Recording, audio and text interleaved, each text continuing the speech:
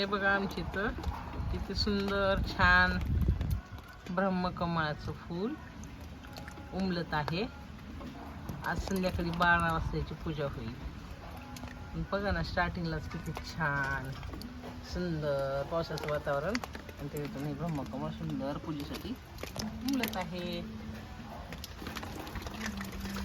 तर आपण याचा पूर्ण व्हिडिओ म्हणजे जेव्हा फुल पूर्ण उमलेल ना तेव्हा 12 वाजता आपण याची पूर्ण व्हिडिओ टाकू पूजा वगैरे केलेला.